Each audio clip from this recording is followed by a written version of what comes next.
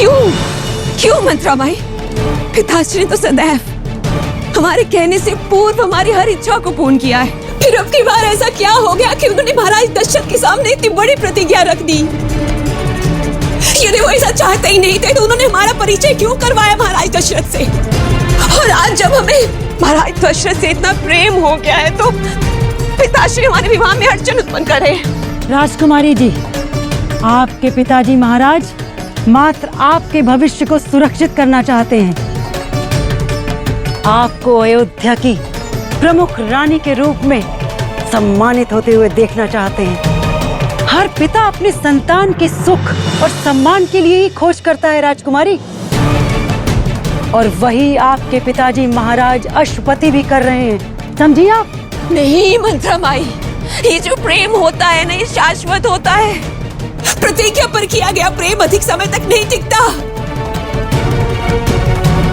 हमारे लिए तो महाराज दशरथ का प्रेम ही हमारे लिए सम्मान है। नहीं, हम अपने प्रेम का अंत इस प्रकार से नहीं होने देंगे। हम समझाएंगे उन्हें कि प्रेम प्रेम होता है, उसे किसी सम्मान या फिर सिंहासन की आवश्यकता नहीं होती। हम बात करेंगे उनसे। राजकुमारी जी, राजकुमारी जी,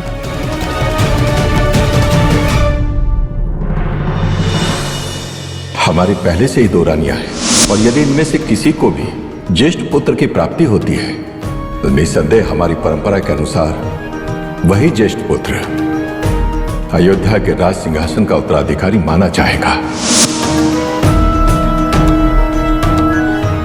ये आपने क्या किया पिताश्री? हमारे शाश्वत और पवित्र प्रेम को आपने एक प्रतिज्ञा के बंधन में बांध दिया।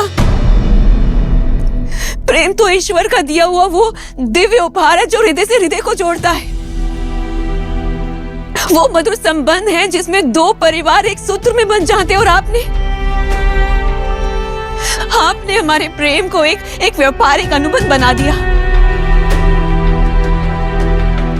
पुत्री, मुझे तुम्हारा भविष्य सुरक्षित करना है। कौन पिता नहीं चाहेगा कि उसकी पुत्री जिस घर में जाए उस पर राज करे, रानी बनकर रहे, ना कि किसी की दासी या परिचारिका बनकर। यूं ही किसी के हाथों में सौंपकर तुम्हारे भविष्य को असुरक्षित कर दूं? नहीं मेरी लाडो, मैं तुम्हें एक साधारण रानी की भांति जीवन जीते नहीं देख सकता पुत्री, नहीं देख सकता। भविष्य किसने देखा है पिताश्री? समय ही सर्वशक्तिमान है। सृजन हो या विनाश सब समय के हाथ में है। काल सर्वस्य करता। हमें तो ये भी ज्ञात नहीं होता कि आने वाले क्षण को देखने के लिए हम जीवित रहेंगे भी या नहीं। और आप हमारे भविष्य को नियंत्रित करने का प्रयास कर रहे हैं। पिताश्री, जीवन मात्र वर्तमान है, और वर्तमान का सत्य यही है कि महाराज दशरथ से बहुत प्रेम करते हैं, और महाराज दशरथ भी हमसे बहुत प्रेम करते हैं। पुत्री, प्रेम बड़ा ही भावुक होता है, अच्छा या बुरा नहीं सोचता। वो कहते हैं ना कि प्रेम अंधा होता है। मैंने तुम्हें जिस लाड प्यार से पाला है, महारानियों की भांति सारी सुख सुविधाएं तुम्हारे लिए उपलब्ध कराई हैं, तो फिर मैं यदि तुम्हें महारानी बने देखना चाहता हूं तो उसमें क्या अनुचित है? कल को तुम ही कहोगी कि मुझे एक राजा की तीसरी रानी बनके जीना पड़ रहा है, तो मेरे हृदय पर क्या बीतेगी पुत्री?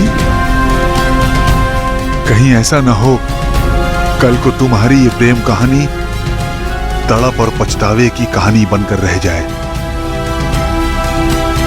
प्रेम तो निस्वार्थ होता है पिताश्री, कोई अपेक्षा नहीं रखता। यदि कुछ मांग लिया जाए तो वो प्रेम कहाँ रहा? वो तो व्यापार हो गया ना। महाराज दशरथ हमें रानी बनाकर रखे, परिचारिका बनाकर रखे, या फिर एक दासी बनाकर रखे, हमारे जीवन का सबसे बड़ा सुख तो उनका साथ ही है ना। तो आप हमारे जीवन के सुख को मिटाना चाहते हैं?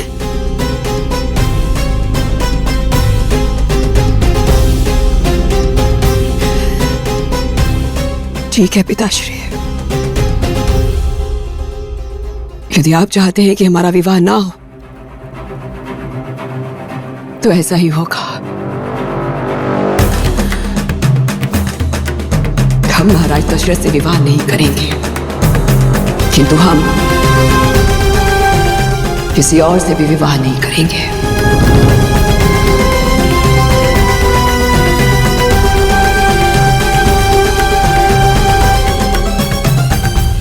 क्योंकि यदि नारी हृदय से किसी को अपना पति मान लेती है तो उसके हृदय में किसी और के लिए कोई स्थान नहीं रहता।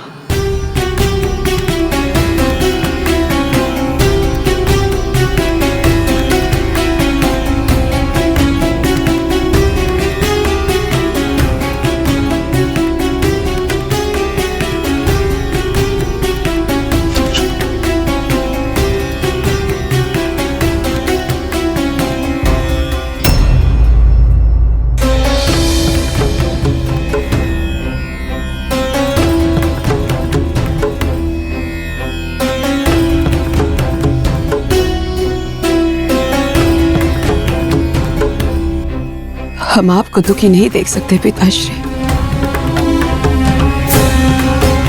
आपके नेत्रों में अश्रु देखने से तो अच्छा है